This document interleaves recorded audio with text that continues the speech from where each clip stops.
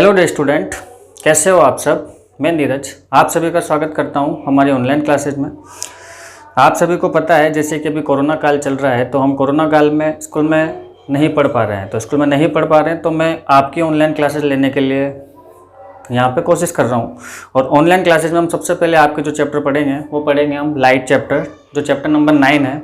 सबसे ज़्यादा major portion जो है आपका वो इसी चैप्टर में से पूछा जाता है एग्जाम में, तो हम इसी को सबसे पहले स्टार्ट करेंगे।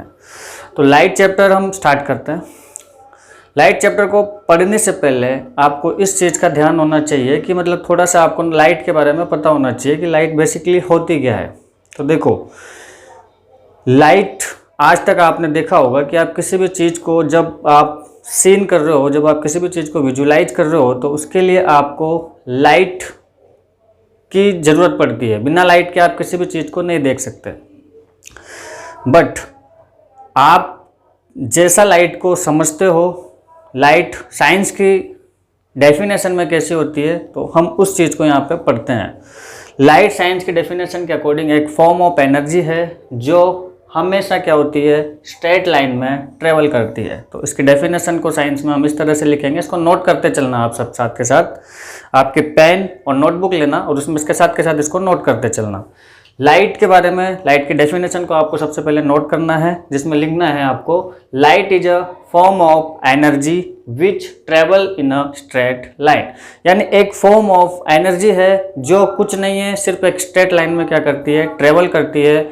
और जब ये लाइट किसी भी ऑब्जेक्ट से टकराकर आपकी आईज पे, आपकी आंखों में एंटर करती है, तो आपको वो ऑब्जेक्ट दिखाई पड़ता है। आसान भाषा में बोलूँ तो जब लाइट रेज किसी ऑब्जेक्ट से टकराकर आपकी आंखों में गिरेगी, तो उसके बाद आपको वो ऑब्जेक्ट दिखाई पड़ेगा। तो कोई भी चीज़ जो आपको आपके आसपास की दिखाई दे रही है, वो सिर्फ इसीलिए आपको दिखाई दे रही है क्योंकि वहाँ पर लाइट है। अब्सेंस ऑफ लाइट अगर होगी वहाँ पर, तो आपको वो चीज़ दिखाई नहीं देगी। जैसे अंधेरे में जब आप कभी जाते हो तो आपको कुछ भी वहाँ पे दिखाई नहीं देता है। ठीक है, आगे बढ़ते हैं।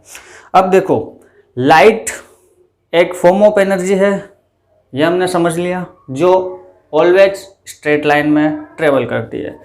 तो लाइट के कुछ ना कुछ सोर्स होंगे जहाँ से लाइट प्रोड्यूस होगी। तो सोर्स ऑफ लाइट जो हम जानते हैं, बेसिकली जो सबसे मेन सोर्स है लाइट का, आप जानते हो उसे, वो सोर्स हो गया आपका सन। जितनी भी आप जो लाइट देखते हो, मोस्टली जो लाइट होती है वो आपके कहाँ से आती है, सन से आती है। और वो जो लाइट आ रही है सन से आपकी, उसकी कुछ एक पर्टिकुलर प्रॉपर्टीज़ होती है उसकी। उन प्रॉपर्टीज़ को मैंने यहाँ पर लिस्ट किया है, तो आप जब नोट करोगे तो ऐसा का ऐसा इसको आपको आपके नोटबुक में नोट करते चलना है। तो देखिए, प्रॉपर्टीज ऑफ लाइट रेज में हम सबसे पहली जो प्रॉपर्टी लाइट की देखते हैं, वो प्रॉपर्टी लाइट की होती है कि when light ray fall on an object, opaque object, object कैसा होना चाहिए, ओपेक होना चाहिए, मतलब उसके आर पार लाइट रेज नहीं जा पाए। तो when light ray fall on an opaque object, then shadow of that object is formed. मतलब तो उस ऑब्जेक्ट की क्या बनती है, आपके शैडो बनती है। आपने भी देखा होगा कि जब आप कभी दोपहर को बाहर जाते हो तो आपकी शैडो आपके बिहाइंड बनती है, आपके पीछे बनती है। यानी जो लाइट रेज आपके सामने से आ रही है वो आपको आर पार नहीं कर पाती है, और आपके पीछे जहां पर जिस पोर्शन में लाइट रेज नहीं जा पा रही है, वहां पर आपकी क्या बन जाती है, शैडो बन जाती है। आई होप मेरी स्पीड ठीक होगी पढ़ाने की। अगर किसी को ज़्यादा स्पीड लगती है या किसी को नहीं समझ में आता है, तो वो इस वीडियो को वापस से दोबारा चला के देख लें, क्योंकि आप लोग मेरे सामने हो नहीं यहाँ पे, तो मुझे नहीं पता कि आपको कौन सी चीज़ समझ में आ रही है, कौन सी चीज़ समझ में नहीं आ रही है। तो जिसको भी कुछ हल्का भी समझ में नहीं आया, तो वीडियो में पीछे जाके एक बार वापस से उसको दोबारा से देखें। देखो, पहली प्रॉपर्टी हमने डिस्कस कर ली है कि जब लाइट रे किसी ओपेक्यू यानी अपारदर्शी ऑब्जेक्ट होगा, उस पर जब इंसिडेंट होगी, तो उस ऑब्जेक्ट की क्या बनेगी, वहां पे शैडो बनेगी।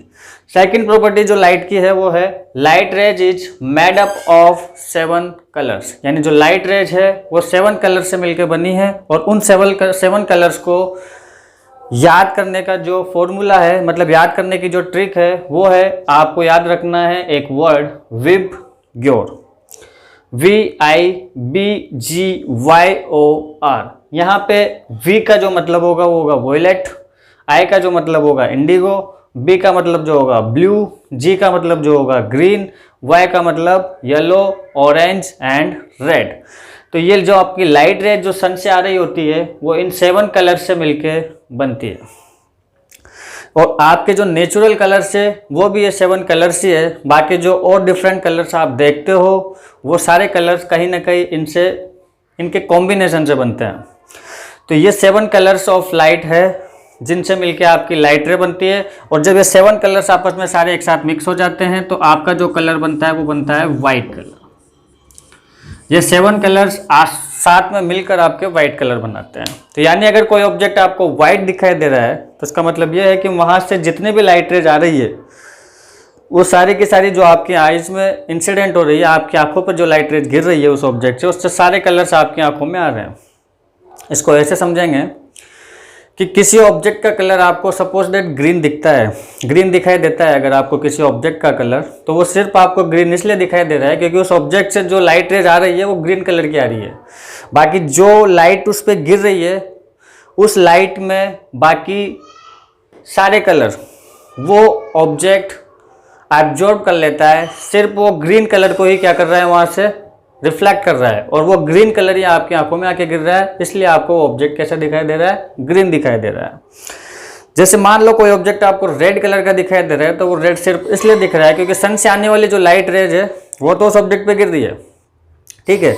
जो रेड कलर का ऑब्जेक्ट है उस पर सन से आने वाली लाइट रेज जब उस पर गिरती है तो मतलब इट मीन्स मैं समझ सकता हूँ कि 7 के 7 कलर्स जो है वो उस ऑब्जेक्ट पे फॉल हो रहा है। लेकिन होता क्या है कि जब वो 7 कलर्स उस ऑब्जेक्ट पर इंसिडेंट होते हैं तो उसके बाद वो ऑब्जेक्ट 7 में से 6 कलर को तो एब्जॉर्ब कर लेता है, सिर्फ जो रेड कलर होता है उसको वापस वहाँ से क्या करता है, रिफ्लेक्ट करता है। और जब वो रेड कलर की लाइट रेज आपकी आइज पर इंसिडेंट होती है तो आपको उस ऑब्जेक्ट का कलर दिखाई देता है रेड, ठीक है। तो किसी भी कलर का ऑब्जेक्ट जो आपको दिखाई दे रहा है वो इसलिए दिखाई देगा क्योंकि आपकी जो लाइट रेज है वो कितने कलर से मिलकर बनी है, 7 से। और अगर कोई आपको ऑब्जेक्ट व्हाइट दिख रहा है तो मतलब वहाँ से सारी की सारी लाइट रेज आपके क्या हो रही है, रिफ्लेक्ट होकर आपकी आइज पर इंसिडेंट हो रही है। अच्छा, एक क्वेश्चन का आपको आंसर देना है, वो आप कमेंट बॉक्स में दे देना। कोई ऑब्जेक्ट आपको ब्लैक कलर का दिखाई दे रहा है तो ब्लैक कलर का ऑब्जेक्ट क्यों दिखाई दे रहा है, ठीक है। इसका फिर मैं आगे तुम्हें सॉल्यूशन बता दूंगा। देखो, इसके बाद हम प्रॉपर्टी नंबर 3 पे डिस्कस करते हैं। तो light rays is always travel in straight line. ये हम देख चुके हैं यहाँ भी कि लाइट रेज जो है वो हमेशा स्ट्रेट लाइन में ट्रेवल करती है। अगर लाइट रेज यहाँ से यहाँ तक ट्रेवल करेगी तो वो एक स्ट्रेट लाइन में ट्रेवल करेगी। ऐसा नहीं है कि लाइट रेज किसी भी पाथ को फॉलो करे। लाइट रेज हमेशा एक स्ट्रेट लाइन में जाएगी किसी भी ऑब्जेक्ट से सोर्स तक, सोर्स से ऑब्जेक्ट तक, ठीक है। इसकी जो 4th नंबर की प्रॉपर्टी है वो अपन देखते हैं। When light rays are incident on a surface it follow different types of phenomena. मतलब जब भी लाइट रे किसी भी सरफेस पे इंसिडेंट होगी तो वहाँ पर डिफरेंट टाइप्स ऑफ फिनोमिना आपको दिखाई देंगे। और वो फिनोमिना जो होते हैं जैसे कि रिफ्लेक्शन हो गया, रिफ्रैक्शन हो गया एंड एब्जॉर्प्शन हो गया। देखिए, जब लाइट रे किसी सरफेस के किसी पॉइंट पर इंसिडेंट होती है तो इस केस में 3 इंसिडेंट हो सकते हैं। फर्स्ट हो सकता है जो लाइट रे है आपकी वो इस पॉइंट पर इंसिडेंट होने के बाद यहाँ से वो क्या हो जाए, रिफ्लेक्ट हो जाए। हो सकता है वो लाइट रे इस सरफेस से आर पार निकल के और यहाँ पर उसका क्या हो जाए, रिफ्लेक्शन हो जाए। या फिर तीनों अगर होते हैं तो कभी कभी ऐसा होता है कि रिफ्लेक्शन भी होता है और रिफ्रैक्शन भी होता है। दोनों एक साथ भी हो सकते हैं कि जब लाइट रे किसी सरफेस पे इंसिडेंट होगी then after reflection, reflection and refraction दोनों फिनोमिना लाइट के हो सकते हैं। और इनके साथ में लाइट का एक फिनोमिना और होता है जिसे हम बोलते हैं एब्जॉर्प्शन। इसको हम ऐसे समझेंगे कि जैसे मान लो यहाँ से एक लाइट रे OA इंसिडेंट होती है किसी सरफेस के एक पॉइंट पर। तो जब ये लाइट रे यहाँ पे इंसिडेंट हो रही है तो इसकी एनर्जी जो है वो E के इक्वल है। तो यहाँ से इस लाइट रेज की कुछ एनर्जी तो क्या हो गई है, रिफ्लेक्ट हो गई है, जिसको मैंने E1 बोल दिया। कुछ एनर्जी जो है इस लाइट रेज की वो क्या हो गई है, रिफ्लेक्ट हो गई है। यानी कुछ लाइट रे रिफ्लेक्ट हो गई, कुछ लाइट रे रिफ्रैक्ट हो गई। बट अब भी इसकी एनर्जी कुछ ऐसी भी होगी जो यहाँ पर इस पॉइंट पर क्या हो जाएगी, एब्जॉर्ब हो जाएगी। यानी जब भी कोई लाइट रे किसी सरफेस पर इंसिडेंट होती है तो उसकी कुछ एनर्जी तो वहाँ से रिफ्लेक्ट हो जाती है, कुछ एनर्जी वहाँ से रिफ्रैक्ट हो जाती है, और कुछ एनर्जी ऐसी होगी जो उस सरफेस में क्या हो जाएगी, एब्जॉर्ब हो जाएगी। और जो ये लाइट रे वापस सेम मीडियम में आ रही है इस सरफेस पर इंसिडेंट होने के बाद, तो ये वाली फिनोमिना आपकी कहलाती है रिफ्लेक्शन। इस वाले फिनोमिना को हम बोलते हैं, जो लाइट रे एक मीडियम से किसी अनदर मीडियम में एंटर कर जाती है तो उसे हम बोलते हैं रिफ्रैक्शन। और लाइट की कुछ ना कुछ एनर्जी कम हो जाना, लाइट की कुछ ना कुछ एनर्जी सरफेस के ऑब्जर्व कर लेना, सरफेस लाइट की कुछ ना कुछ एनर्जी एब्जॉर्ब कर लेना, उस फिनोमिना को हम बोलते हैं एब्जॉर्प्शन ऑफ लाइट। तो इस डायग्राम को आप अच्छे से बनाना है आपको। और लाइट की यहाँ से हमने 3 फिनोमिना देखी। पहली हमने देखी रिफ्लेक्शन, दूसरी हमने देखी रिफ्रैक्शन, तीसरी हमने देखी एब्जॉर्प्शन। तो हम एक एक करके यहाँ से एक एक फिनोमिना के बारे में पढ़ना स्टार्ट करेंगे। एब्जॉर्प्शन के बारे में पढ़ने का कुछ होता नहीं है, हम स्टार्ट करेंगे सीधा किससे, रिफ्लेक्शन से। और रिफ्लेक्शन पूरा पढ़ने के बाद फिर हम पढ़ेंगे लाइट में रिफ्रैक्शन। तो सबसे पहले हम स्टार्ट करेंगे क्या, आप रिफ्लेक्शन स्टार्ट करेंगे, रिफ्लेक्शन। तो रिफ्लेक्शन मैंने अभी भी आपको बताया कि जो रिफ्लेक्शन होता है वो होता है कि जब लाइट रेज किसी सरफेस पर इंसिडेंट होती है and after incident of light, अगर लाइट रेज वापस उसी मीडियम में दोबारा से बाउंसिंग बैक हो जाएगी तो इस इंसिडेंट को, इस घटना को हम बोलते हैं रिफ्लेक्शन। मतलब लाइट रेज जहाँ से आई वापस किसी सरफेस से वो टकराई और फिर से वापस वो जहाँ से आई उसी मीडियम में चली गई। इसको डेफिनेशन लिखनी है आपको, और ये जो डेफिनेशन है इसको अच्छे से नोट करना है सबको। हम डेफिनेशन को साथ के साथ ही याद करते हुए चलेंगे। देखो जो डेफिनेशन है वो भी यही है कि bouncing back of light rays into the same medium. मतलब कि जो लाइट रेज है उनका बाउंसिंग बैक होना सेम मीडियम में, और इस फिनोमिना को हम बोलेंगे रिफ्लेक्शन ऑफ लाइट। इस फिनोमिना को हम क्या बोलेंगे, रिफ्लेक्शन ऑफ लाइट। देखो यहाँ पे मैंने डायग्राम के जरिए आपको बताने की कोशिश करी है कि जो रिफ्लेक्शन ऑफ लाइट है वो कैसे होता है। देखो ये कोई लाइट रेज है जो यहाँ से आ रही है और इस सरफेस पे वो यहाँ पे इस पॉइंट ओ पर वो क्या हो गई है, इंसिडेंट हो गई है। एक लाइट रेज है PO, ये लाइट रेज यहाँ से आ रही है और इस सरफेस के एक पॉइंट O पर वो क्या हो गई है, इंसिडेंस हो गई है। और इसके बाद वापस से ये यहाँ से जिस मीडियम में आई उसी मीडियम में क्या हो गई है, बाउंसिंग बैक हो गई। मतलब लाइट रेज जिस मीडियम से आ रही है आफ्टर डेथ उसी मीडियम में क्या हो रही है, फिर से वो बाउंसिंग बैक हो रही है। इसको समझने की कोशिश करेंगे कि लाइट रेज जिस मीडियम से आई वापस उसी मीडियम में बाउंसिंग बैक हो गई, तो इस फिनोमिना को हम बोलेंगे रिफ्लेक्शन ऑफ लाइट। और जो लाइट रेज इंसिडेंट हो रही है उसको हम बोलेंगे इंसिडेंट लाइट रे, और टकराने के बाद जो लाइट रे वापस जाएगी उसको हम बोलेंगे रिफ्लेक्टेड लाइट रे। और जिस पॉइंट पर सरफेस के जिस पॉइंट पर लाइट रे जाकर इंसिडेंट हो रही है उस पॉइंट को हम बोलेंगे पॉइंट ऑफ इंसिडेंस। और रिफ्लेक्टेड लाइट रे और इंसिडेंट लाइट रे के बीच में हम एक इमेजिनरी लाइन को ड्रॉ करते हैं perpendicular to the surface, perpendicular to the surface. और इस इमेजिनरी लाइन को हम बोलते हैं नॉर्मल, और इस इमेजिनरी लाइन को हम बोलते हैं नॉर्मल। तो आपको रिफ्लेक्शन समझ में आया होगा कि एक लाइट रे सरफेस में आई, यहाँ से टकराई और वापस उसी सेम मीडियम में बाउंसिंग बैक हो गई।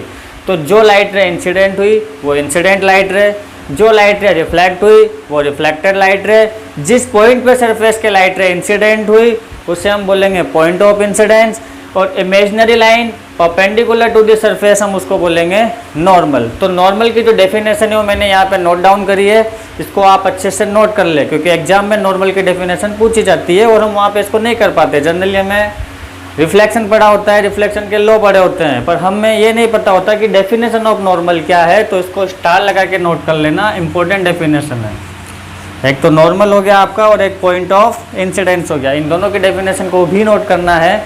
नॉर्मल की डेफिनेशन लिख लेना आप, imaginary line passes through point of incidence, passes through point of incidence perpendicular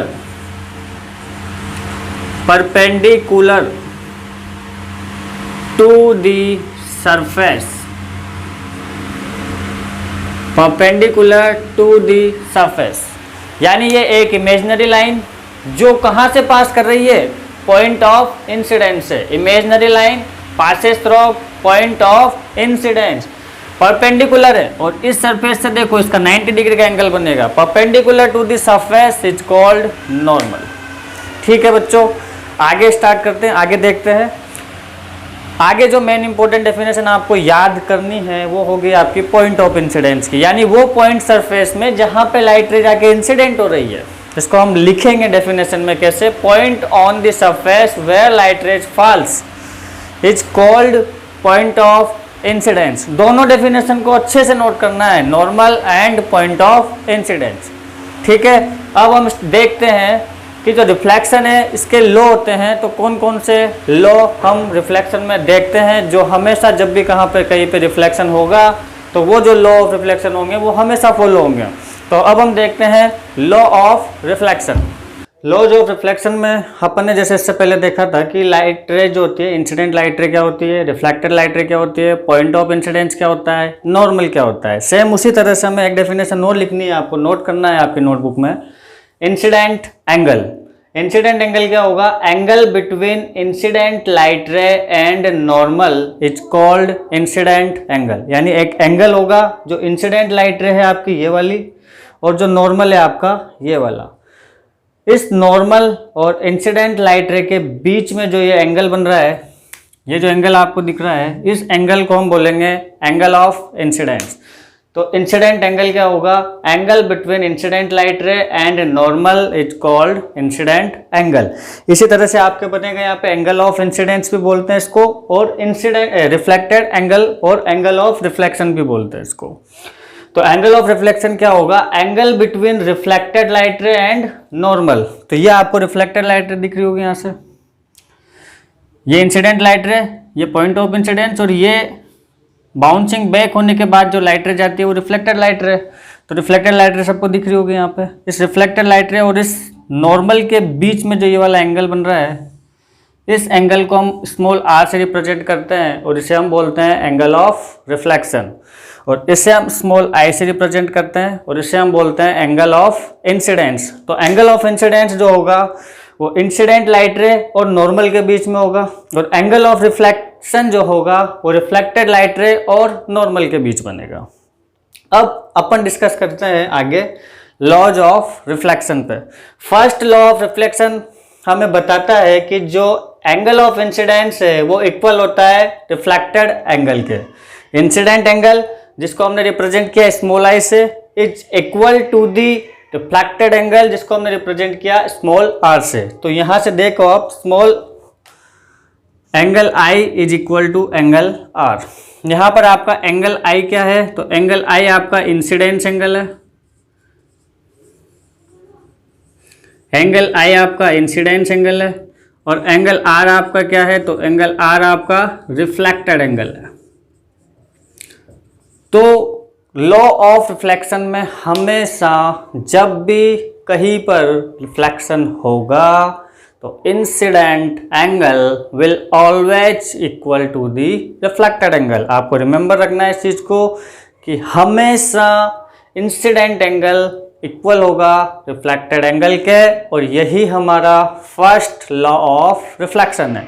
अब बात करते हैं अपन सेकंड लॉ ऑफ रिफ्लेक्शन की। तो सेकंड लॉ ऑफ रिफ्लेक्शन में प्यारे बच्चों देखो कि जो आपकी इंसिडेंट लाइट रे है, जो आपकी रिफ्लेक्टेड लाइट रे है, जो आपका नॉर्मल है और जो आपका पॉइंट ऑफ इंसिडेंस है। एक बार फिर से बोल रहा हूं मैं, incident light ray, reflected light ray, point of incidence and normal. यहां पे देखना, incident light ray, reflected light ray और पॉइंट ऑफ इंसिडेंस। क्या होता है point of incidence? Point on the surface where light rays falls. तो ये point of incidence, incident light ray, reflected light ray. दोबारा से बोलेंगे मेरे साथ, incident light ray, reflected light ray, point of incidence and normal. ये हमेशा same plane में होंगे। तो यहां पे यही लिखा हुआ है कि second law of reflection is that incident light ray, reflected light ray, point of incidence and normal will lie in always same plane. और नॉर्मल की डेफिनेशन क्या है? तो नॉर्मल की डेफिनेशन मैंने आपको बताई, एक इमेजिनरी लाइन है। ये लाइन इमेजिनरी होती है। कैसी होती है? इमेजिनरी होती है। ये रियल लाइन नहीं होती है, इमेजिनरी लाइन है जो perpendicular to the reflecting surface, perpendicular to the reflecting surface होगी और कहां से पास करेगी? हमेशा पॉइंट ऑफ इंसिडेंस से। तो नॉर्मल की डेफिनेशन मैंने आपको लिखवाई है, आप देखो इससे पहले और इसको अच्छे से नोट करते चलो। अब अपन आगे देखते हैं। रिफ्लेक्शन हमने पढ़ लिया कि रिफ्लेक्शन क्या है, एक फिनोमिना है, बाउंसिंग बैक ऑफ लाइट। उसके बाद हमने देखा रिफ्लेक्शन के लॉ ऑफ रिफ्लेक्शन देखे। रिफ्लेक्शन में जो जो भी टर्म थे हमने सबकी डेफिनेशन लिखी। जैसे हमने सबसे पहले डेफिनेशन लिखी नॉर्मल की लिखी, पॉइंट ऑफ इंसिडेंस की लिखी, इंसिडेंट एंगल की लिखी, रिफ्लेक्टेड एंगल की लिखी। नाउ इंसिडेंट लाइट रे और रिफ्लेक्टेड लाइट रे की डेफिनेशन नॉर्मल है, तो वो लाइट रे जो आपके इंसिडेंट हो रही है इंसिडेंट लाइट रे, जो लाइट रे रिफ्लेक्ट हो रही है वो रिफ्लेक्टेड लाइट रे। तो मैंने इनकी डेफिनेशन आपको नहीं लिखाई है। जो मेन है जैसे कि नॉर्मल हो गया, पॉइंट ऑफ इंसिडेंस हो गया, इंसिडेंट एंगल हो गया, रिफ्लेक्टेड एंगल हो गया, उनकी मैंने मेन टर्म्स की आपको डेफिनेशन भी नोट करवाई है। अब हम देखेंगे कि जो रिफ्लेक्शन हो रहा है वो इन दो लॉ को हमेशा फॉलो करेगा, first law of reflection and second law of reflection को। बट रिफ्लेक्शन अलग अलग टाइप्स का हो सकता है, वो डिपेंड करता है कि सरफेस कैसी है। तो सरफेस के बेसिस पे टाइप्स ऑफ रिफ्लेक्शन को अपन पढ़ते हैं आगे। टाइप्स ऑफ रिफ्लेक्शन में दो प्रकार के आपके टाइप्स होते हैं। रिफ्लेक्शन के दो टाइप्स होते हैं। पहला जो टाइप होता है आपका वो होता है रेगुलर रिफ्लेक्शन और दूसरा जो आपका टाइप होता है वो डिफ्यूज रिफ्लेक्शन होता है। जो रेगुलर रिफ्लेक्शन होता है ये आपके किसी स्मूथ सरफेस से होता है। एक स्मूथ सरफेस जैसे कि आपने देखी होगी आपके घर पे जो पटान वगैरह होता है, जैसे टाइल्स वगैरह के जो सरफेस होती है वो स्मूथ होती है। टाइल्स हो गई, मार्बल हो गए, कोटास्टोन हो गया, जो सरफेस है कैसी सरफेस है आपकी, मतलब ग्लास देखा होगा आपने। तो ये जो सरफेस है आपके स्मूथ सरफेस है, एग्जाम्पल बता रहा हूँ आपको। रफ सरफेस है कैसी सरफेस, जहाँ पे इस तरह की सरफेस जो आपने देखी होगी जनरली, मतलब उबड़ खाबड़ होती है, जिगजैग होती है। जिगजैग जो सरफेस होती है वो आपकी कैसी सरफेस होती है? रफ सरफेस होती है। तो जिगजैग सरफेस होगी, अगर सरफेस आपकी रफ होगी तो आपको उस सरफेस से जो रिफ्लेक्शन होगा उसको हम बोलते हैं डिफ्यूज रिफ्लेक्शन। और अगर सरफेस आपके स्मूथ होती है तो उससे जो आपके रिफ्लेक्शन होता है उसे हम बोलते हैं रेगुलर रिफ्लेक्शन। रेगुलर रिफ्लेक्शन की डेफिनेशन मैंने यहाँ पे नोट कर दी है आपके, जिसको आपको नोट कर लेना है। डिफ्यूज रिफ्लेक्शन की जो डेफिनेशन है वो भी मैंने यहाँ पे नोट कर दी है, तो इसको आप नोट कर लेना। जहाँ पर आप नोट्स बना रहे हो साथ के साथ नोट्स बनाते चलना और इसको नोट करते चलना। अब देखो, डिफ्यूज रिफ्लेक्शन की डेफिनेशन आपको याद नहीं करनी है, रेगुलर रिफ्लेक्शन की जो डेफिनेशन है वो आपको याद नहीं करनी है। इसको हम याद वैसे ही कर लेंगे, डायग्राम से देख लेंगे इसको भी। तो देखो आप, रेगुलर रिफ्लेक्शन से हम देखते हैं, समझते हैं आखिर कि क्यों रेगुलर रिफ्लेक्शन होता है जब सरफेस स्मूथ होती है। अगर सरफेस स्मूथ है तो रेगुलर रिफ्लेक्शन क्यों हो रहा है, इसको हम समझने की कोशिश करते हैं। हमने जो लॉ ऑफ रिफ्लेक्शन पढ़े हैं उन लॉ ऑफ रिफ्लेक्शन को हम यहाँ पर अप्लाई करके देखते हैं, जिससे हमें डेफिनेशन ऑटोमेटिकली रिमेंबर हो जाएगी। देखो, रेगुलर रिफ्लेक्शन किसी भी स्मूथ सरफेस से होता है और सपोज दैट मैंने मान ली कि यहाँ पे 3 मेरे पास लाइट रेज है, यहाँ पर मेरे पास 3 लाइट रेज है। इन तीनों लाइट रेज में ये आपकी जो फर्स्ट लाइट रे है, ये आपकी सेकंड लाइट रे है एंड ये आपकी थर्ड लाइट रे है। फर्स्ट लाइट रे सरफेस के जिस पॉइंट पर इंसिडेंस हो रही है उस पॉइंट को मैंने पॉइंट ए बोल दिया, यानी ये पॉइंट ए, इस लाइट रे 1 के लिए पॉइंट ऑफ इंसिडेंस हो गया। लाइट रे सेकंड के लिए जो पॉइंट ऑफ इंसिडेंस है वो मैंने यहाँ पे बी मान लिया। लाइट रे जो थर्ड है वो इस पॉइंट पर इंसिडेंट हो रही है, तो इस पॉइंट ऑफ इंसिडेंस को मैंने क्या मान लिया, सी मान लिया। यहाँ तक की बात आपको समझ में आ रही होगी। अब हम इन तीनों लाइट रेज के लिए नॉर्मल को ड्रॉ करते हैं। अब हम इन तीनों लाइट रेज के लिए नॉर्मल को ड्रॉ करते हैं। तो फर्स्ट लाइट रे के लिए मैं नॉर्मल ड्रॉ करता हूँ यहाँ पे। तो मैंने नॉर्मल की डेफिनेशन देखी थी, एक इमेजिनरी लाइन जो कहाँ से पास करेगी, आपके पॉइंट ऑफ इंसिडेंस से, और सरफेस से कैसी होगी, वो परपेंडिकुलर। तो यानी ये जो मैंने n1 ड्रॉ करा है, ये n1 डैश मेरा फर्स्ट लाइट रे के लिए नॉर्मल हो गया।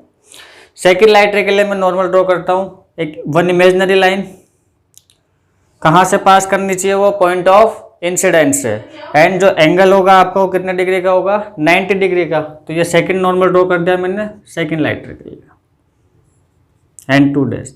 इसी तरह से हम थर्ड लाइट रे के लिए नॉर्मल ड्रॉ करते हैं, imaginary line that passes through point of incidence and perpendicular to this surface. तो ये आपका हो गया थर्ड नॉर्मल, इसको मैंने n3 से ड्रॉ कर दिया, n3 डैश।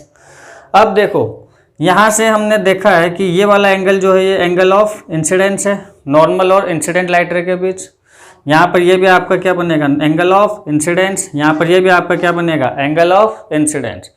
अब आपका जो फर्स्ट लॉ ऑफ रिफ्लेक्शन है, फर्स्ट लॉ ऑफ रिफ्लेक्शन में आपने देखा है कि जो एंगल ऑफ इंसिडेंस होता है वो इक्वल होता है एंगल ऑफ रिफ्लेक्शन के।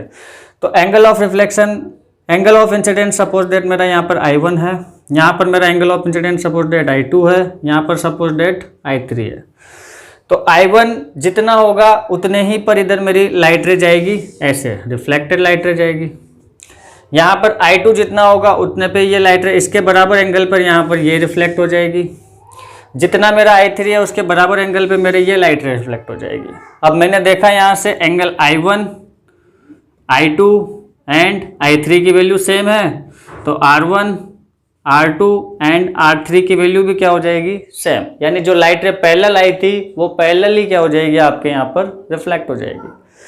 तो इसीलिए जब स्मूथ सरफेस पे लाइट रे फॉल होती है तो आफ्टर रिफ्लेक्शन जो लाइट रेज होती है, रिफ्लेक्टेड लाइट रेज, वो रिफ्लेक्टेड लाइट रेज भी कैसी रहती है, पैरेलल रहती है। और यही मेरी डेफिनेशन है, देखो definition, when all light rays remains parallel after reflection, when all light rays remains parallel after reflection, such type of reflection is called regular reflection। यानी यहाँ पर जितनी भी लाइट रेज है, जितनी भी रिफ्लेक्टेड लाइट रेज है, इंसिडेंट लाइट रेज तो पैरेलल थी, बट इंसिडेंट लाइट रेज के बाद जब ये लाइट रेज रिफ्लेक्ट हुई तो रिफ्लेक्टेड लाइट रेज भी मेरी कैसी है, सारी की सारी पैरेलल है।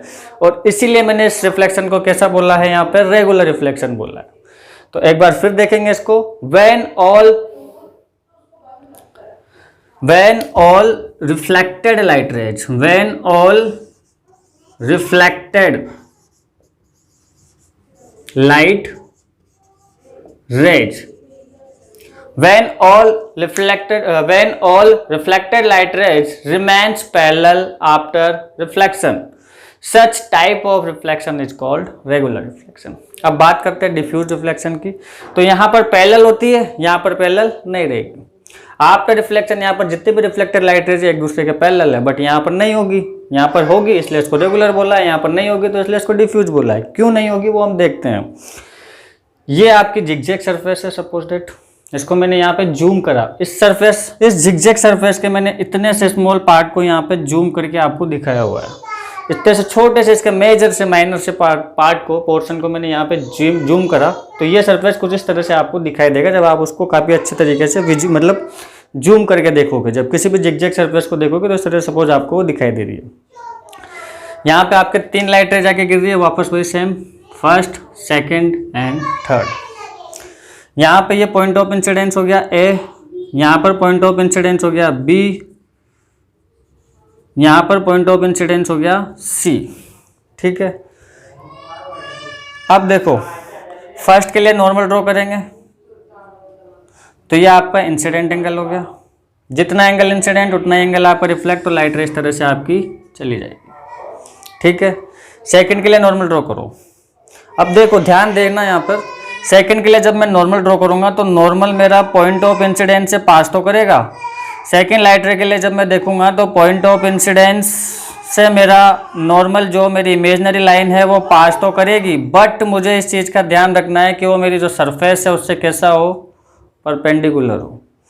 क्योंकि नॉर्मल एक इमेजनरी लाइन है जो पॉइंट ऑफ इंसिडेंस से पास करता है, बट आपकी जो रिफ्लेक्टिंग सरफेस होती है उससे कितने डिग्री का एंगल बनाता है, वो 90 का। तो यहाँ पे नॉर्मल ये ड्रॉ होगा तो ये एंगल हो गया मेरा एंगल ऑफ इंसिडेंस I2।